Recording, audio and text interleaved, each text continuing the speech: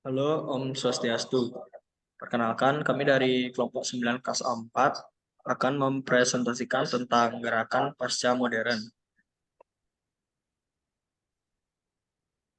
Sebelumnya, perkenalkan, nama saya Gade Aditya Diva Prayasa dengan NIM 138. Perkenalkan, nama saya Kada Artawiguna dengan NIM 158. Perkenalkan, nama saya Gusti Putu Agung Suryawan dengan NIM 165. Perkenalkan, nama saya Imade Baskara Aditya dengan NIM 152.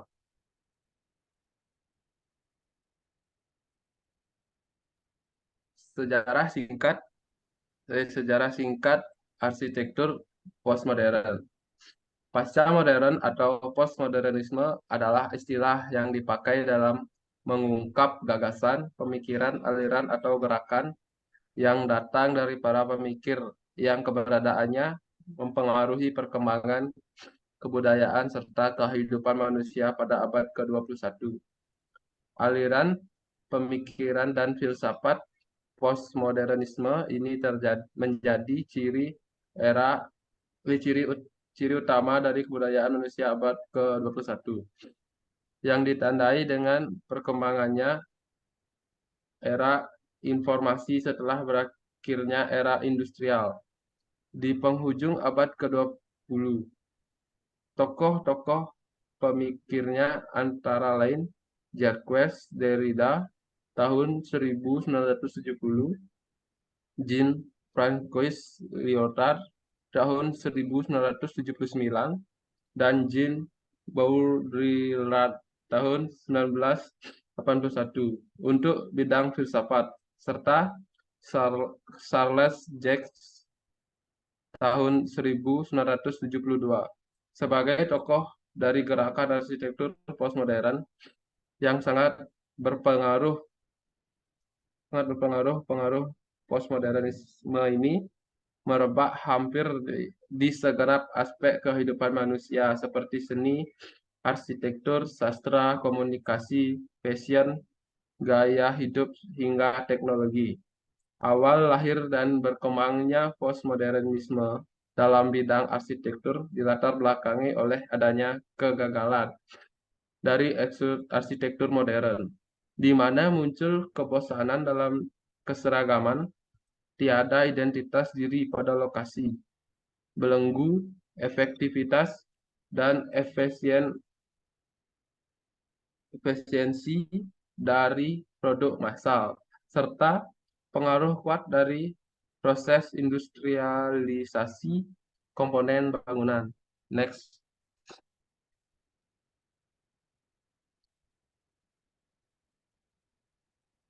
History Scream.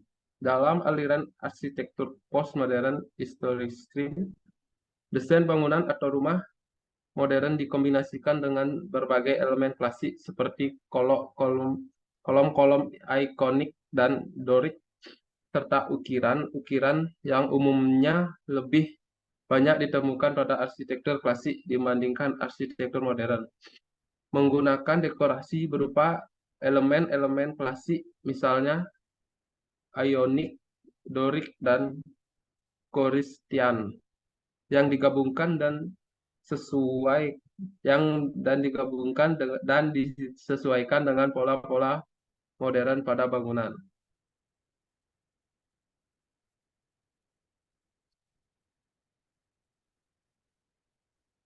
Next.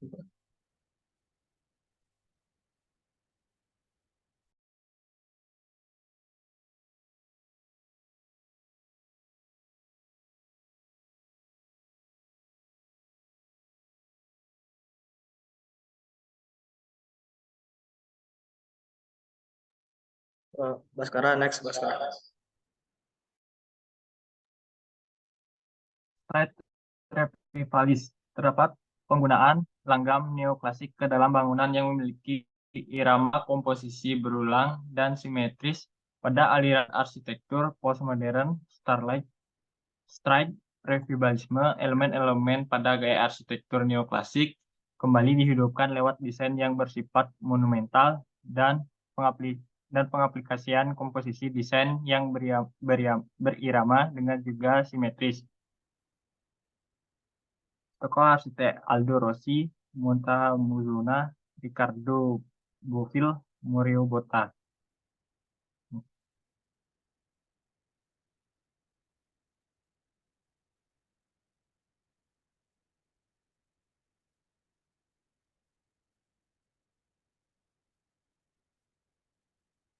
Neo Vernacula Rims menerapkan elemen tradisional dalam perancangan bangunan tradisional dan perancangan bangunan hal ini berfungsi untuk menghidupkan kembali suasana tradisional setempat dengan membuat bentuk dan pola-pola bangunan sesuai dengan arsitektur lokal. Pengaplikasiannya bisa seperti penggunaan pola dekorasi arsitektur Jawa pada bangunan modern atau penggunaan bentuk atap gadang pada bangunan dengan arsitektur modern. Tokoh arsitek yang mengikuti aliran Neo Vernacula Rims ini adalah Darbourne dan Darke, Joseph Insrik, Aldo van Eyck. Tokoh arsitek Darbourne dan Darke, Joseph Insrik, Aldo van Eyck. Next.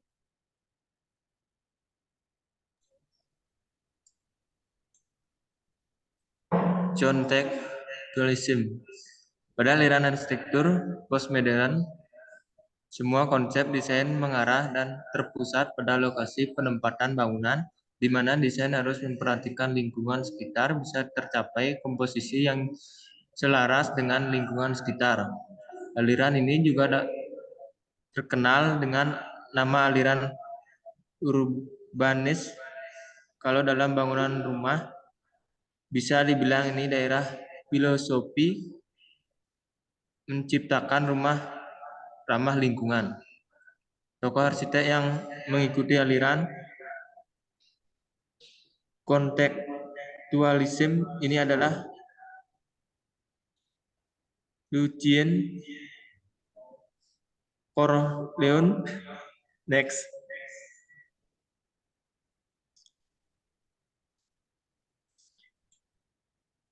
Ciri khas dan karakter dari arsitektur pasca modern. Sebagai salah satu gaya arsitektur yang populer, arsitektur postmodern mempunyai ciri khas sendiri. Menurut salah satu tokoh arsitektur di Indonesia, Budi Sukada, 1998,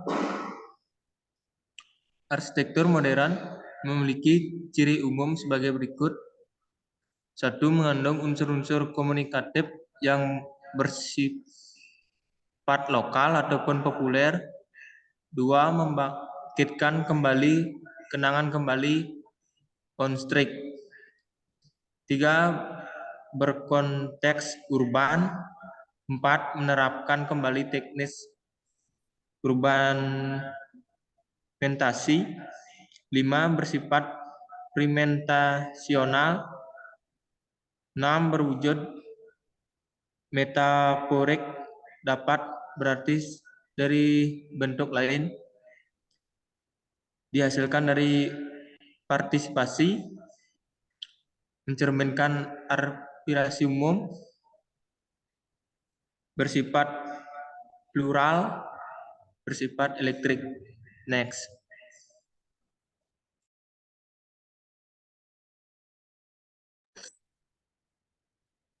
Selanjutnya ada perbedaan arsitektur modern dengan pasca modern.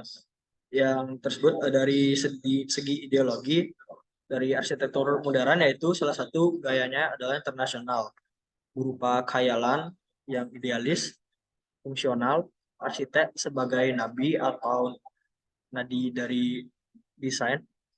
Selanjutnya ada elitis untuk setiap manusia, Zeitgeist, bersifat menyeluruh, luas. Terus perbedaan dari pasca modern yaitu gaya dengan dua makna, bentuk semiotik, tradisi dan pilihan, arsitek sebagai wakil dan aktivis, elitis dan partisipatif, ornamen, klien, dan sifat yang berbeda-beda.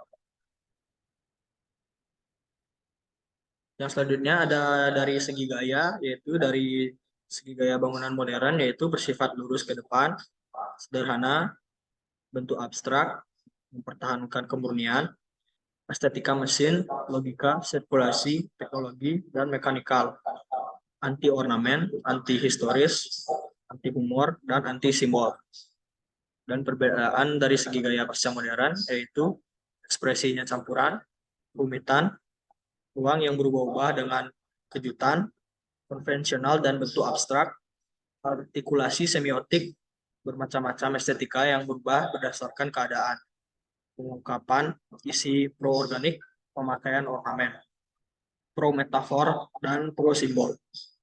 Next. Perbedaan dari segi ide desain yaitu dari segi desain modern yaitu berada kota di taman, pemisahan fungsi, kulit dan tulang, volume bukaan massa, papan, ujung balok, dan transparan. Dari ide segi desain pasca modern yaitu keadaan kota dan perbaikan, pencampuran fungsi, arti yang langsung dimengerti, ruang tidak simetris dan perluasan, street building, kedua artian, dan cenderung asimetris atau simetri. Sekian dari presentasi kelompok 9 dari kelas 4. Mohon maaf jika terdapat kesalahan. Sekian dari kelompok kami. Terima kasih. Om Santi Santi Santi Om.